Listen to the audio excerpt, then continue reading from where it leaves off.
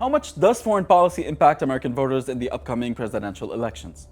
From international conflicts to shifting alliances, we're exploring why what happens abroad might just sway American ballot box decisions. Let's start with some well-worn truths about American voters. First off, the economy usually tops the list of concerns, right alongside immigration. And let's face it, there's a general belief that the country is heading in the wrong direction. But when it comes to foreign policy, it rarely makes the top of the list.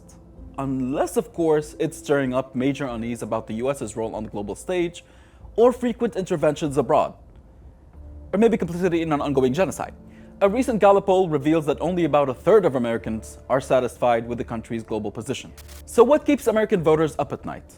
It seems they're worried about rogue states, nuclear threats, and cyber attacks, in addition to issues about illegal immigration, the Ukraine war, and the ongoing Israeli aggression on Gaza.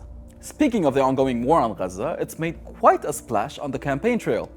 An ongoing genocide, fueled by American-made weapons and persisting for more than 300 days, is a huge concern for voters. Pro-Palestine protesters made their presence felt outside the Democratic National Convention in Chicago, voicing their displeasure over US support for Israel. Inside the convention, however, their voices were notably absent from the speaking agenda. President Joe Biden has faced significant backlash from progressives, young voters, and Arab Americans over his support for Israel, especially amid the humanitarian crisis in Gaza.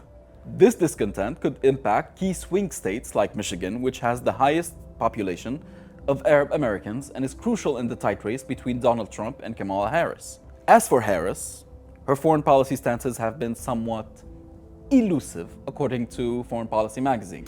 In Michigan's Democratic primary, over 100,000 voters chose uncommitted as a protest against Biden's Israel policy, signaling that some might do the same in the general election, even with Harris now leading the ticket. Ronald Linden from the University of Pittsburgh notes that candidates' foreign policy positions, particularly on Gaza and Israel, may significantly influence voters' perceptions of their character and competence. So there you have it.